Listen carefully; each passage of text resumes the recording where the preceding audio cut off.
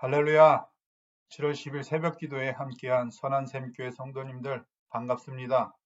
피곤하기도 한 이른 새벽 시간이지만 성도로서 말씀과 기도를 통하여서 오늘을 바르게 시작하고자 하는 믿음의 결단 가운데 주님께서 함께하시고 인도하셔서 오늘을 마칠 때 감사의 고백이 많은 복된 오늘이 되시기를 축복합니다. 어저께 선한샘교회 목사님과 성도님들이 아리조나로 선교 여정을 떠나셔서 제가 새벽 말씀을 전하게 되었는데 한 주간의 호피 사역 가운데 하나님께서 안전하게 지키시고 보호하시며 선한 열매를 맺게 해주시기를 주님의 이름으로 축복합니다. 이 시간 함께할 성경 본문은 사도행전 9장 1절로 9절까지의 말씀입니다. 함께 읽도록 하겠습니다. 사울이 주의 제자들에 대하여 여전히 이협과 살기가 등등하여 대제사장에게 가서 다메섹 여러 해당에 가져갈 공문을 청하니 이는 만일 그 도를 따르는 사람을 만나면 남녀를 막론하고 결박하여 예루살렘으로 잡아오려 함이라. 사울이 길을 가다가 다메섹에 가까이 이르더니 우연히 하늘로부터 빛이 그를 둘러 비추는지라. 땅에 엎드려져 들음에 소리가 있어 이르시되 사울아 사울아 내가 어찌하여 나를 박해하느냐 하시거늘 대답하되 주여 누구시니까 이르시되 나는 내가 박해하는 예수라. 너는 일어나 시내로 들어가라. 내가 행할 것을 내게 이를 자가 있느니라 하시니 같이 가던 사람들은 소리만 듣고 아무도 보지 못하여 말을 못하고 서 있더라.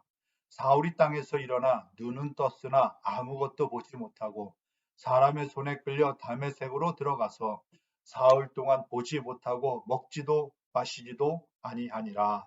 아멘. 오늘 말씀은 완악한 불신자를 변화시키시는 예수님의 선교 사역입니다. 예수님의 사역의 대상은 사울이었습니다.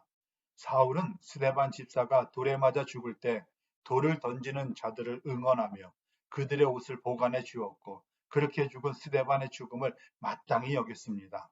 그리고 각 집에 들어가 그리스도인들을 찾아내어 감옥에 보내면서 교회를 없애려 했습니다. 결국 사울은 이스라엘을 넘어 외국에까지라도 예수님을 믿는 자라면 처벌을 해야겠다는 결단으로 대제사장에게 허락을 받아 시리아 다메섹까지 가서 크리스천을 잡아 오려고 가는 중이었습니다. 예루살렘에서 다메섹까지의 거리는 약 170마일 정도 돼요. 사막을 지나야 하고 약 일주일이 걸린다고 합니다. 사울이 다메섹에 가까이 이르렀을 때 갑자기 엄청난 일이 일어났습니다. 하늘로부터 강력한 빛이 사울을 눌러 비추는 것이었습니다. 그것은 너무나 두렵고 떨리는 체험이어서 사울은 땅에 엎드려졌으며 앞을 볼 수 없게 되었습니다. 근데요, 사울에게 있어서 예수님은 어떤 존재였을까요?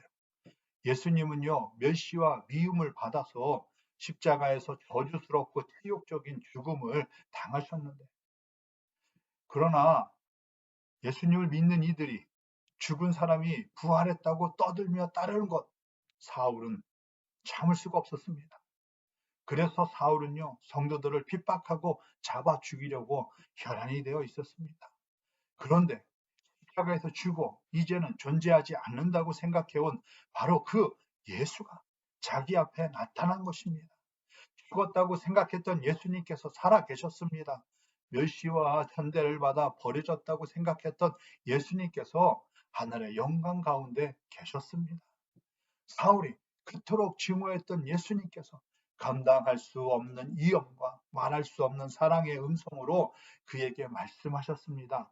사울아, 사울아, 내가 어찌하여 나를 핍박하느냐? 사울이 얼마나 놀라웠을까요? 그런데 사울이 예수님을 핍박한 적이 있나요? 스데반을 죽였고 교회를 핍박했지만 예수님을 핍박한 적은 없었습니다. 지금도 성도들을 잡으러 가는 중인데요. 사울이 예수님을 핍박한 일은 없었습니다. 그런데 예수님께서는 어찌하여 나의 제자들을 박해하냐? 어찌하여 나의 교회를 박해하냐고 말씀하지 아니하시고 어찌하여 나를 박해하냐고 말씀하시는 겁니다. 여기서 예수님께서는 교회와 자신을 동일시하고 계시는 것을 알 수 있습니다. 교회는 곧 그리스도의 몸이 되고요. 주님은 교회의 머리가 되시잖아요. 그러므로 그리스도의 몸인 교회가 박해를 당할 때 교회의 머리이신 예수님께서도 함께 박해를 당하시는 것입니다. 교회를 박해하는 것, 곧 예수님을 박해하는 것입니다. 사랑하는 성도 여러분, 여러분들은 어떻습니까? 여러분은 여러분을 위해 십자가의 고난과 죽음을 당하신 주님을 박해한 적이 있으십니까? 만일 여러분이 교회를 욕했다면요, 예수님을 욕한 것입니다. 목사나 성도들을 힘들게 했다면요, 예수님을 박해한 것입니다. 우리는 모두가 예수님을 박해한 사람들임을 고백하지 아니할 수 없잖아요. 이 시간 내가 왜 나를 박해하냐고 물으시는 주님의 음성을 듣고요, 돌이키는 은혜가 있으시길 바랍니다. 마치 사울이 다메섹 도상에서 주님을 만난 후 철저하게 변화되었던 것처럼 말입니다. 자만과 분노에 가득 차 용감무쌍하게 다메섹에 입성할 것을 기대했던 사울이 콧대가 꺾이고 눈이 먼 채 사람들의 손에 이끌려 다메섹에 들어가게 되는데요.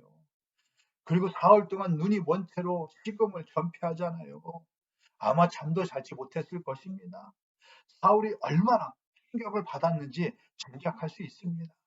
이 사흘 동안 사울은요, 과거의 모든 것을 정리했을 것 같아요.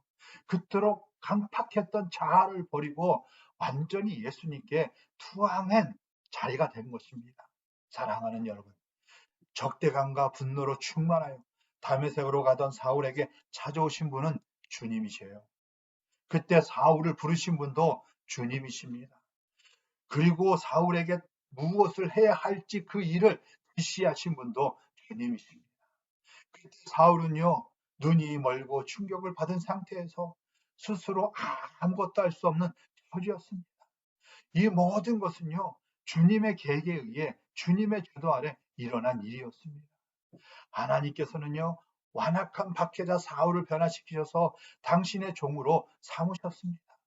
이것을 깨달은 사울은요, 나의 나 된 것은 다 하나님의 은혜입니다, 이렇게 고백했습니다. 그토록 강팍하여 잔혹하게 교회를 박해했던 사울이요, 완전히 변화된 건 오직 하나님의 은혜입니다. 사랑하는 여러분, 오늘을 사는 것이 하나님의 은혜라고 고백하며 사시고 계십니까? 아니면 여전히 부족하고 모자르며 원망과 불평 가운데 함께하고 계십니까? 사울을 변화시키시고 세우시기에 오신 주님의 임재가 오늘 우리 기도 가운데 변화되시기를 소망하는 성도님들에게 주님의 임재가 있기를 간절히 바랍니다.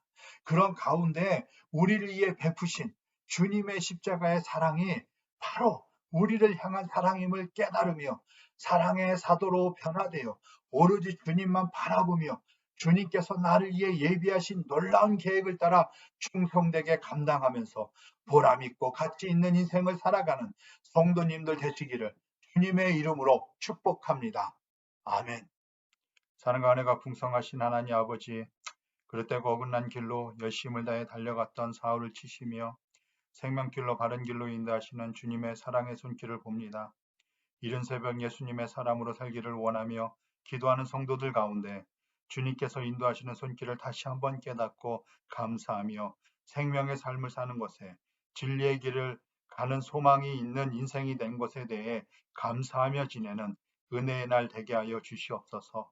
생업을 내려놓고 주를 위해 헌신하는 선교팀에게도 무더운 여름에 구름 기둥 같은 돌보심의 은혜가 있고 힘든 사역일지라도 날마다 회복의 은혜로 기쁨과 감사로 감당하는 사역이 되게 하여 주시옵소서. 이 말씀 예수님의 이름으로 기도합니다. 아멘.